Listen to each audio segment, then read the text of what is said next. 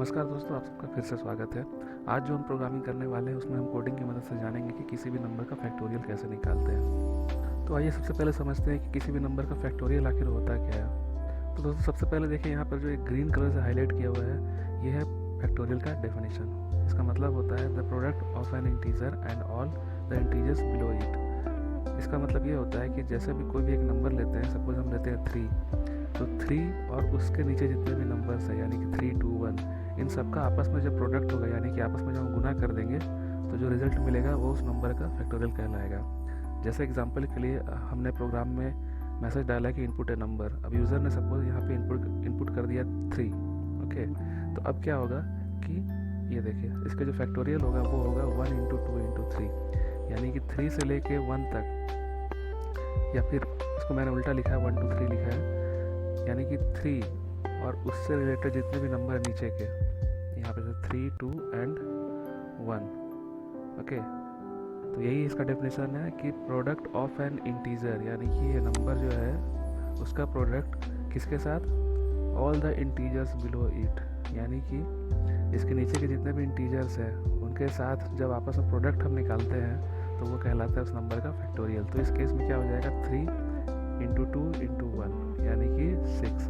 तो इस नंबर का फैक्टोरियल हो जाएगा 6। उसी तरह से अगर हम यहाँ पे 4 लेंगे तो यहाँ पर हो जाएगा 4 इंटू 3 इंटू 1, यानी 4 इंटू 3 इंटू 2 इंटू 1, यानी कि 12, 24, यहाँ पे हो जाएगा ये 24।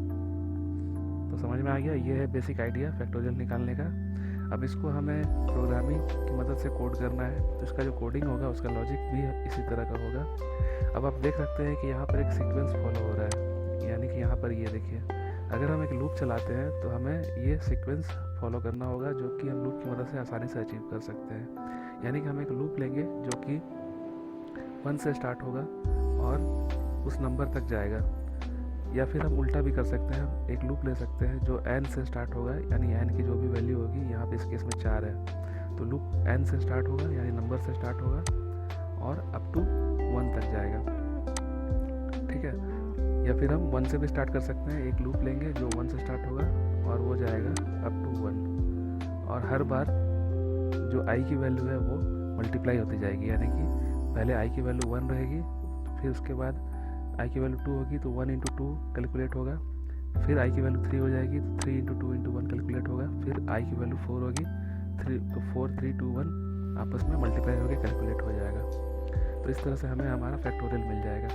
चलिए इसको प्रोग्राम में कैसे इम्प्लीमेंट करते हैं वो अभी करके दिखाते हैं। तो दोस्तों हमने नोटपैड ओपन कर लिया है।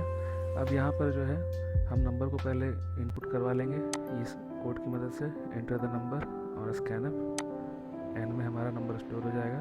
फिर हम एक आई वेरिएबल लेंगे और एक और वेरिएबल ले लेते हैं जिसका नाम होगा फैक्ट या एफ, जो भी, मैं यहाँ पे फैक्ट ले लेता हूँ, फैक्ट। अब इस जो वेरिएबल है ना, इसको आपको ध्यान रखना होगा, इस वेरिएबल का स्टार्टिंग वैल्यू आपको 1 रखना है, क्योंकि इसका मल्टीप्लिकेशन होगा बार बार, तो हमें स्टार्टिंग वैल्यू इसका 1 कर देना है। अब इसका जो यूज़ है प्रोग्राम में आपको अभी आगे समझ में आएगा। बस आपको याद रखना है कि आपको एक वेरिएबल लेना है फैक्ट नाम से या किसी और नाम से, और उसका वैल्यू जो है 1 रखना है, और इसको हमें बार बार मल्टीप्लाई करना है। तो ये चीज़ जो है अंदर लूप में काम आएगा। अब हम एक फॉर लूप लेते हैं, या कोई भी आप लूप ले सकते हैं, मैं फॉर लूप ले रहा हूँ। यहाँ पर हमें लूप का सेटअप करना है। तो हमारा लॉजिक क्या है, नंबर इनपुट हो गया है और 1 से लेके उस नंबर तक लूप चलना चाहिए, यानी कि i की इनिशियल वैल्यू यहाँ पे हमें देना है i इज इक्वल टू 1, और लूप कब तक चलेगा, जब तक कि उस नंबर तक हम ना पहुँच जाएँ, यानी i is less than is equal to n, यानी कि नंबर तक हमें लूप चलाना है। और उसके बाद हम लिख देंगे i प्लस प्लस, यानी कि i जो है इंक्रीज़ होगा